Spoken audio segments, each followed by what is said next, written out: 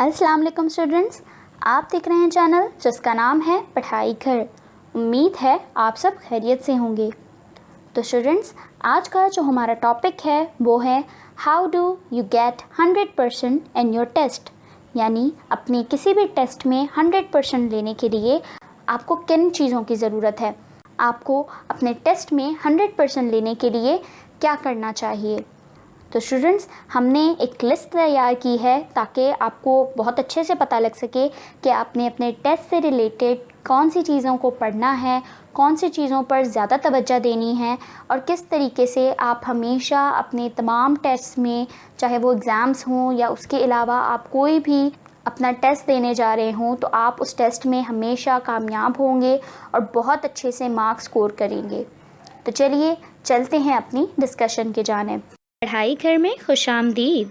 सबसे पहले इस चैनल को सब्सक्राइब कर लें और बेल आइकन पे क्लिक कर लें ताकि आप हमारी तमाम वीडियो से बाखबर रहें और बनो मिसाल पाकिस्तान की, क्योंकि अब मुल्क को बेहतर बनाना है।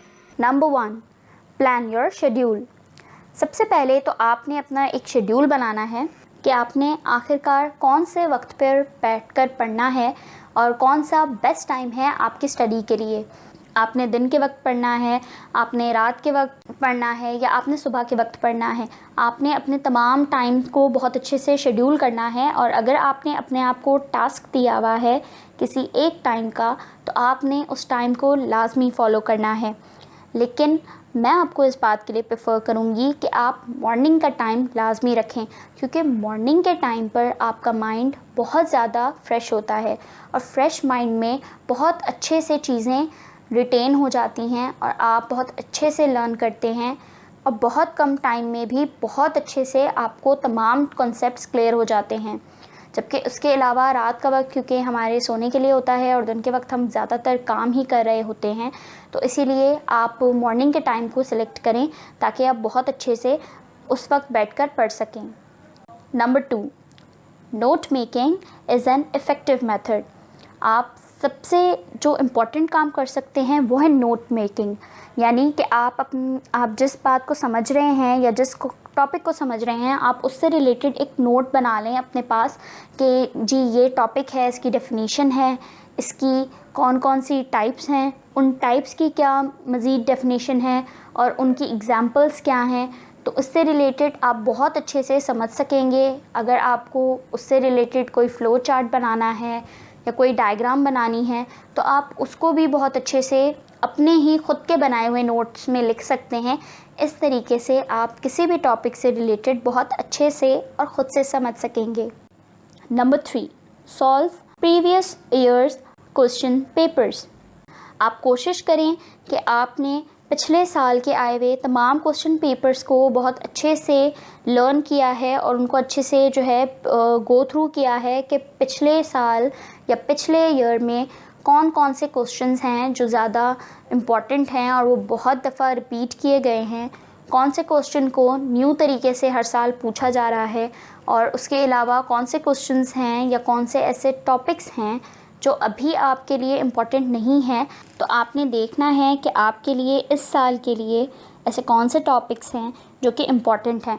आपने उनकी एक अच्छे से लिस्ट बना देनी है ताकि सबसे पहले तो आप उन्हीं क्वेश्चन को लर्न करें और उन्हीं क्वेश्चन से देखें कि ऐसा कौन सा क्वेश्चन है जो बहुत मुश्किल था और आपसे सॉल्व नहीं हो सका। आप उन तमाम चीज़ों को सॉल्व करने की कोशिश करें। आप जितना ज़्यादा उन पेपर्स को सॉल्व करेंगे उतनी ज़्यादा आपकी लर्निंग पावर भी इन्हेंस होगी और आपको पता लगेगा कि आखिरकार आपने एग्ज़ाम में पेपर अटैम्प्ट कैसे करना है। Number 4, understand the concepts while studying. आपने पढ़ते वक्त हमेशा हर चीज़ से रिलेटेड अपने कॉन्सेप्ट्स को क्लियर करना है।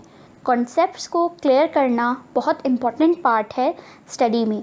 ऐसा क्यों है? क्योंकि अगर आप किसी एक बात से रिलेटेड बहुत अच्छे से नहीं समझ सकते तो फिर आपको पता नहीं लगेगा कि उसमें आगे जो कोई और बात बताई जा रही है तो वो किस बारे में बात कर रहे हैं और वो क्या कहना चाह रहे हैं आपसे।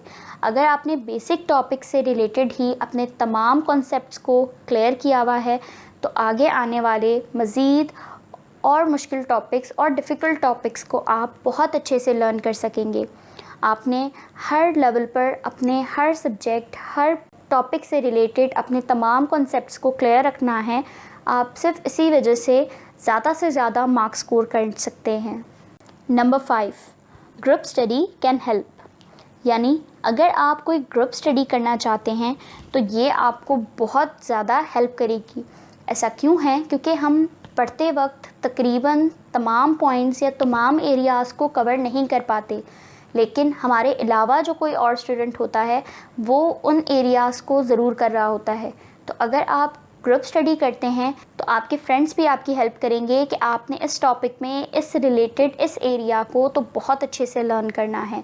तो उसके लिए आपको ज़रूरी है कि आप साथ में बैठकर पढ़ें, अपने दोस्तों से मशवरा करें कि उन्होंने इस टॉपिक से रिलेटेड किस किस चीज़ की तैयारी की है, उन्होंने नोट कैसे बनाए हैं, उन्होंने उन नोट्स में क्या चीज़ ऐसी ऐड की है जो कि आपने ऐड नहीं की है।